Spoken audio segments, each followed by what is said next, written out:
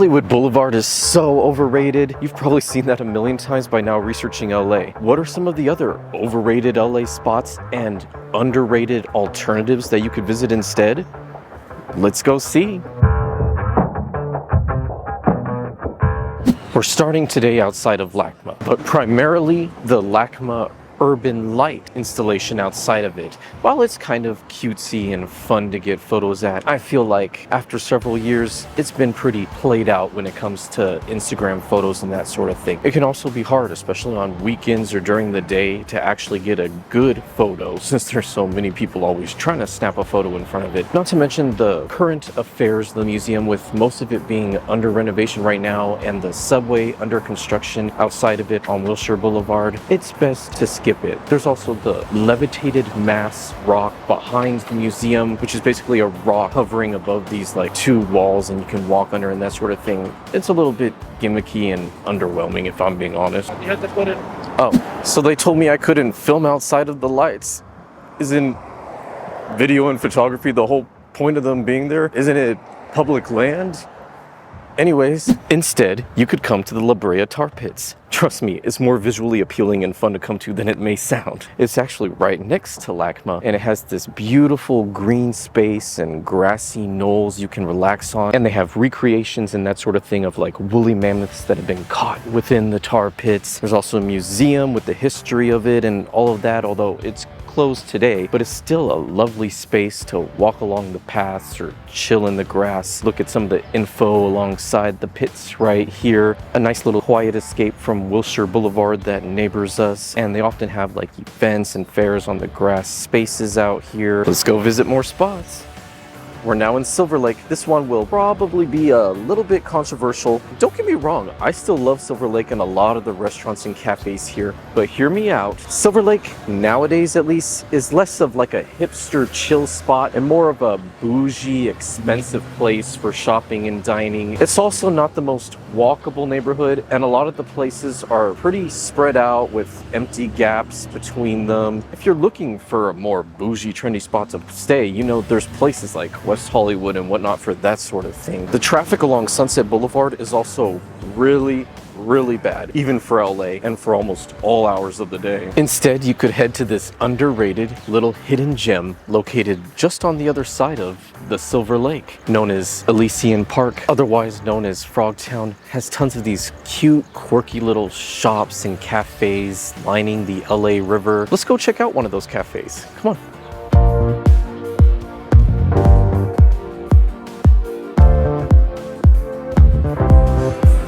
Oof.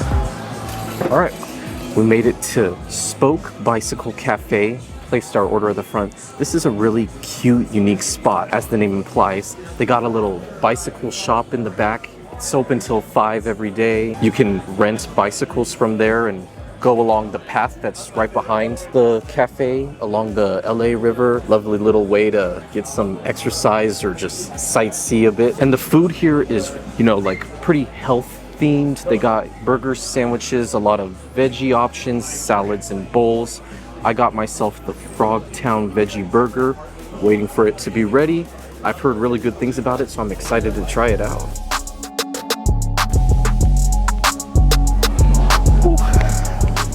Got my veggie burger. Looks hearty and juicy. You know, you could do waffle fries or potatoes or a salad. I did the salad for the side to it. Got a lot of greens in the burger as well. Onions, tomato, the veggie patty. I believe it's like beets and that sort of thing. Well, let's give it a try.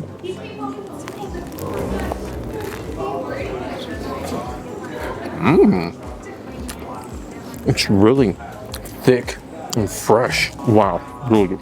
I love it more than a lot of regular burgers. All of the generous toppings inside of it all create so many different flavors and textures when you bite in. Really good, wow. All right, excuse me while I mix my salad, but I just wanted to mention that, you know, it's not just veggie burger and that sort of thing. They have other options. There's the Spoke burger, which is, you know, a regular burger, actual meat. They got like club sandwich options where you could either do tempeh or bacon or, you know, lattes and that sort of thing. Carlos got himself a little iced vanilla latte.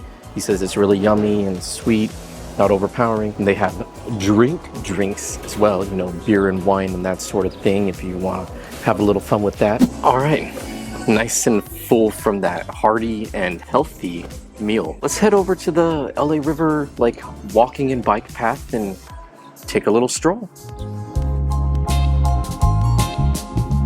So we're on the lovely little walking and bike path right now. You can hear the LA River beneath us. They've been trying to revitalize it for a while, so there's actually a lot of greenery down there. It's actually kind of really pretty and relaxing. There's a guy in front of us that's like playing music alongside the path. Let's talk about a few of the other, you know, cafes and restaurants that you can go to around here. Just up from Spoke Bicycle is a more like restaurant type of thing in Lingua Franca. It has, you know, it could be like a kind of wine bar type of place to hang out at, or more of a food date night. They also have the Lingua Franca burger, which has been on a few lists of some of the best burgers in LA. Another spot kind of behind us a bit further down is more of, you know, like a takeout counter place during the day, open till 4, called Wax Paper. They've gotten a little infamous for their sandwiches that are like named after celebrities and that sort of thing. For more adult daytime fun, or in the evening, you could hang out at the Frogtown Brewery. Oh, one more quick note about Frogtown Brewery. If you're a family with kids or that sort of thing, the entire space is very kid and dog friendly. I'm just going to take a moment to enjoy the lovely sounds of the water below us and the music in front of us before we head over to some more overrated spots and underrated alternatives.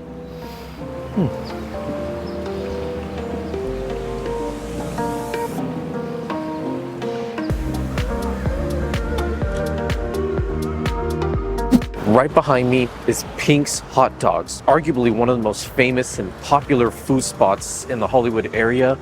What's it really like?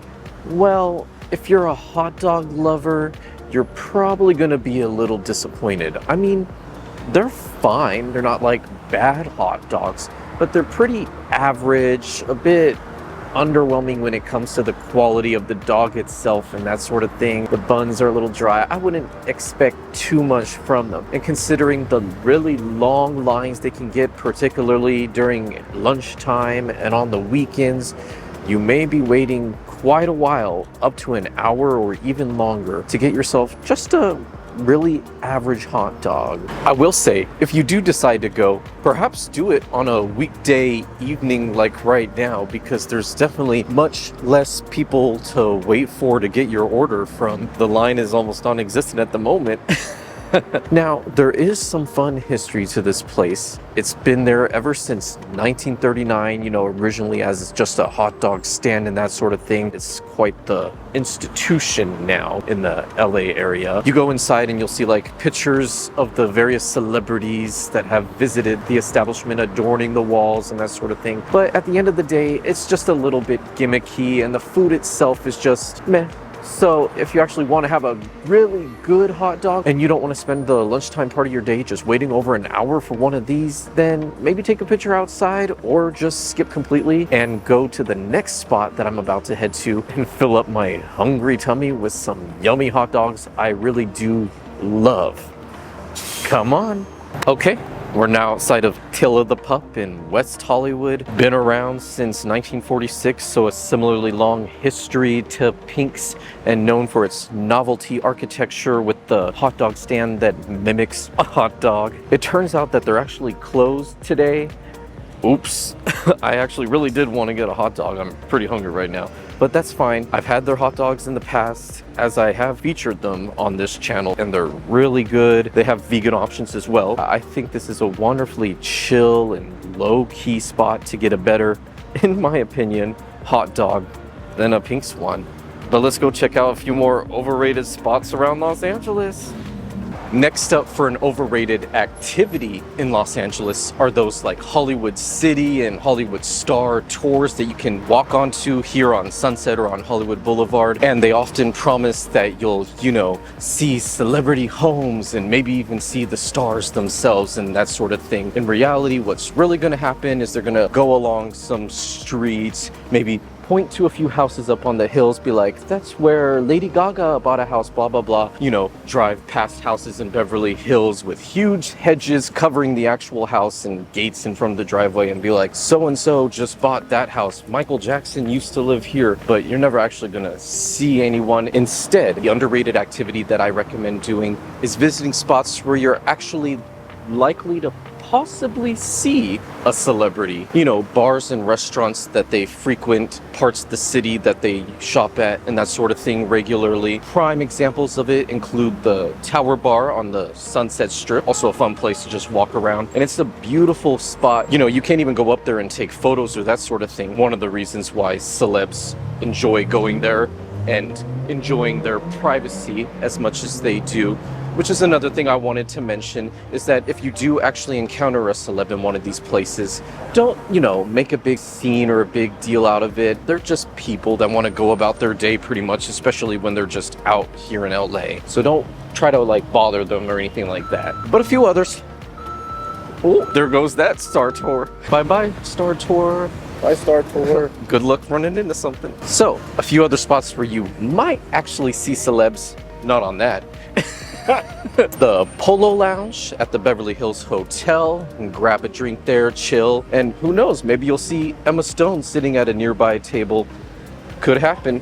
Not saying it will, but it might. And you know, like just above the Grove, where there's CBS Television City, the shops and restaurants there, the Erewhon grocery store, frequent spot to run into and see someone seen on the silver screen before. If you go further, you know, like on the west side, of course, you'll want to like incorporate this into your day. Don't make a whole day out of desperately trying to run into celebs. But if you're in the area, you want to stop by like the Brentwood Country Mart or something. A lot of celebs love going there for their shopping. Have a decent chance there as well. Anyways, let's stop all this starstruck talk and go check out another overrated spot in LA. We're now outside of the Roscoe's House of Chicken and Waffles. One of the most famous of the LA institutions when it comes to restaurants and that sort of things. Even President Obama himself paid a visit while in town. Roscoe's, in reality, if you go, will probably leave you feeling underwhelmed. Unsurprisingly, considering its notoriety, it's very busy inside all the time, and also pretty high prices for what's mostly just microwavable waffles and small pieces of chicken. Instead, I'd recommend checking out any number of those Korean fried chicken spots while here in Los Angeles. They have some of the best you can find all over the city. Just across the street from Roscoe's is a new spot called Chicken Burger. They have a lot of great Korean fried chicken and that sort of thing. And Jesse Boy, located just below Hollywood right here, started out as like a vendor at farmers markets around LA, and they were selling out every week and super popular. So now they have this permanent location right here. They have Korean fried chicken and also vegan Korean fried cauliflower for y'all vegans. All this talk of Korean fried chicken, I could really go for some right now. Oh, would you look at that? We got some Korean fried chicken tenders, 3-piece, got with some fries. You could also do jasmine rice if you want. Here it is, about $13. Oh, it's so lemony. Wow, really crispy and crunchy. It's got a bit of heat to it. Because they have the original option and then a spicy option. We chose spicy. It didn't hit right away, but I can definitely feel a little bit of the heat as you chew it and it goes down. Chicken inside is so juicy and tender. Love its crispy, crunchy exterior. Light seasoning on the top. Little light toppings, some radish, onion, cilantro, green onion. Here's a big boy piece. Oh. Right off the grill. Pretty hot. But yeah, I like the spicy one. Feel a bit of the heat as you chew on it, but it definitely doesn't overpower the chicken in any sort of manner. Complements it really well. Just some good old McDonald's fries.